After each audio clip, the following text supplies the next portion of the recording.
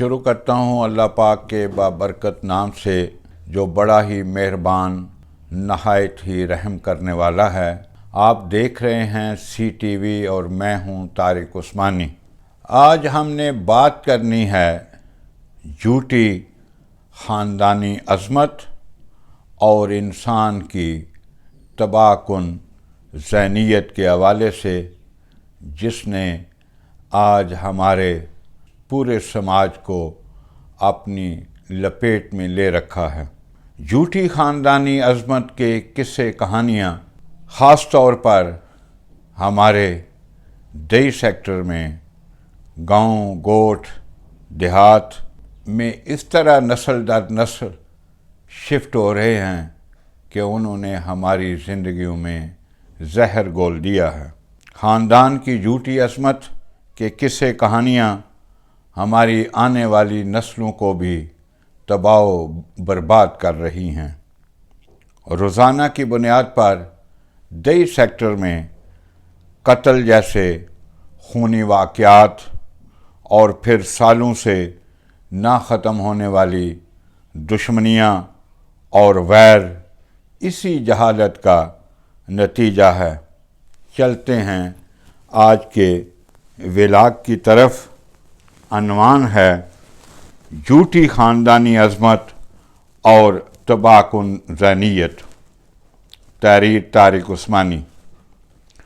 حضرت عبداللہ بن مسعود رضی اللہ عنہ سے روایت ہے کہ نبی کریم صلی اللہ علیہ وآلہ وسلم نے فرمایا کہ جنت میں وہ شخص نہیں جائے گا جس کے دل میں ایک ذرہ کے برابر بھی کبر ہو۔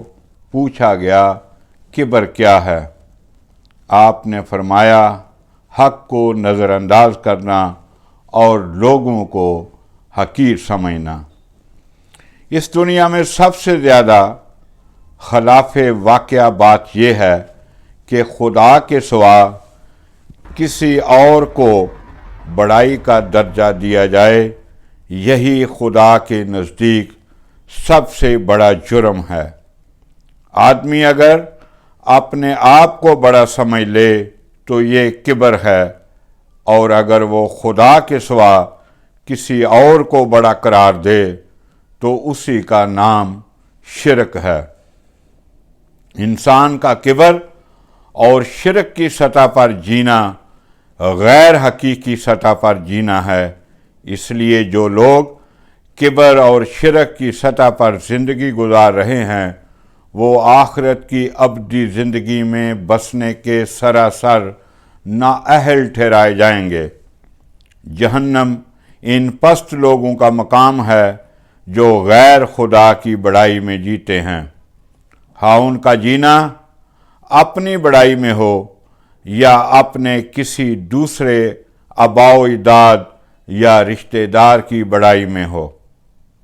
خدا کی زمین پر جب بھی خدا کے سوا کسی اور کی تعریف کی جاتی ہے وہ سب سے بڑا جھوٹ ہوتا ہے، جو ہم سبھی بے خیالی، کم علمی یا اپنی جہالت کی وجہ سے روز ہی بول رہے ہوتے ہیں یا کر رہے ہوتے ہیں۔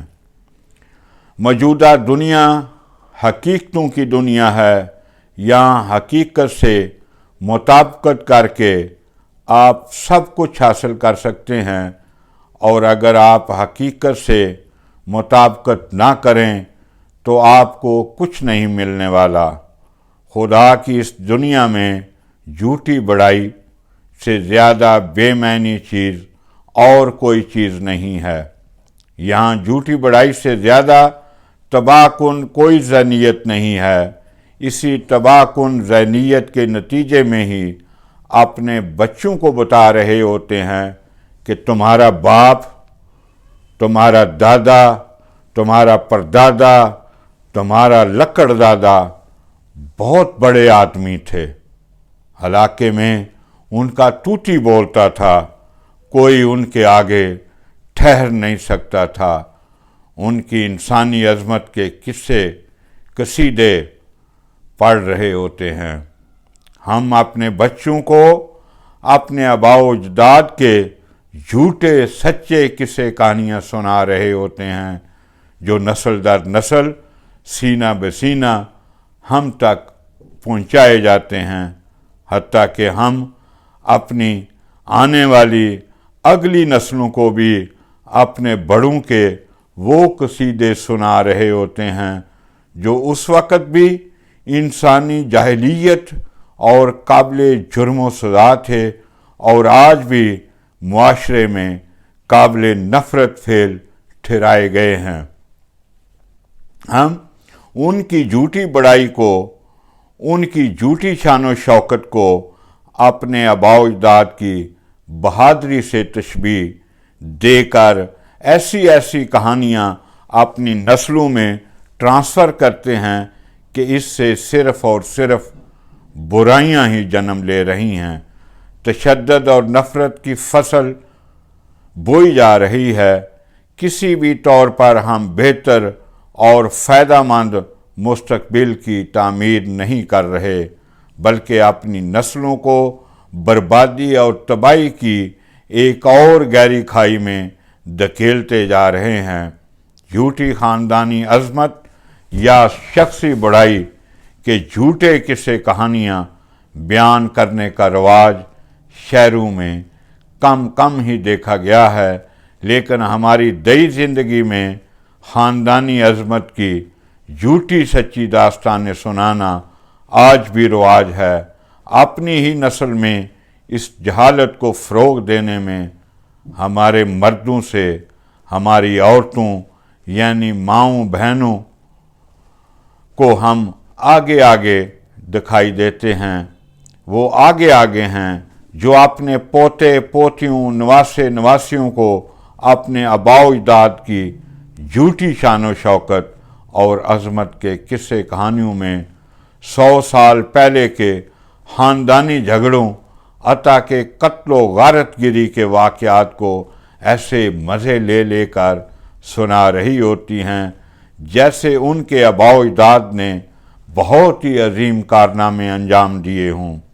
جھوٹی خاندانی عظمت کے ان قصے کہانیوں اور واقعات کو نسل در نسل منتقل کرنے سے دراصل ہم نفرت، تشدد اور نہ ختم ہونے والے لڑائی جھگڑوں کے کلچر کو نادستہ طور پر فروغ دے رہے ہوتے ہیں، اپنی نسلوں میں نفرت اور جاہلیت کے بیج بو رہے ہوتے ہیں اور اس کے تباہ کن اثرات کے باوجود ناسمجھی، بیوقوفی اور اپنی جہالت سے جھوٹی انسانی عظمت کو بیان کرتے چلے جاتے ہیں۔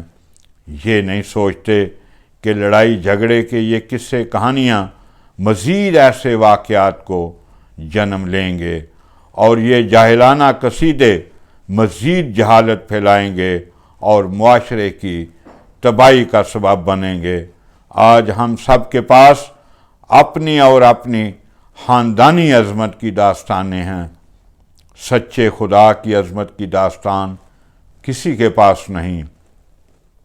چند روز قبل میں نے مولانا وحید الدین خان کی کتاب اللہ اکبر میں خدا کی عظمت کے بارے میں پڑھا تھا، جو اس طرح بیان کیا گیا ہے: انسانی عظمت کے قصیدے جب پڑھے جاتے ہیں تو زمین و آسمان کی ہر چیز ایسے قصیدے پڑھنے اور سننے والوں پر لعنت بھیجتی ہے، مگر جب خدائے بزرگ و برتر کی عظمت کا چرچا کیا جاتا ہے تو زمین و آسمان کی ہر چیز اس کی ہم آواز ہو جاتی ہے۔ انسانی عظمت کے قصیدے جھوٹی زبانوں سے نکلتے ہیں اور اسے جھوٹے کان سنتے ہیں، مگر جب کسی کو خدا کی عظمت بیان کرنے کی اللہ توفیق دیتا ہے تو یہ ایک ملکوتی کلام بن جاتا ہے جو فرشتوں کی ہم نشینی سے کسی کی زبان سے ابلتا ہے۔ جو لوگ انسان کی عظمت سے مسحور ہوں وہ ان کی شان میں الفاظ کے دریا بہاتے ہیں، جبکہ خدا کی عظمت سے मशहूर होने वाले शख्स को चुप लग जाती है। इंसानी अज़मत के चर्चे पुररौनक मजलिसों और उम्दा छपे हुए कागज़ों में होते हैं, और अल्लाह की अज़मत का चर्चा एक बंदा खुदा के क़ल्ब में उबलता है, और सिर्फ़ इसकी तन्हाइयों की खुशकिस्मती हासिल होती है कि वो उसको सुनें और देखें। खुदा और उसकी अज़मतों में जीने वाले इंसान की अज़मतों में वही फ़र्क है जो खुदा और एक आम इंसान में है। ये था आज का हमारा व्लॉग।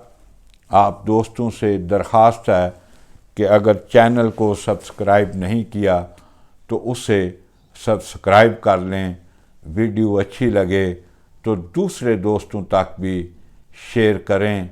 अल्लाह ताला आपका और मेरा हामी और नासर हो। बहुत शुक्रिया।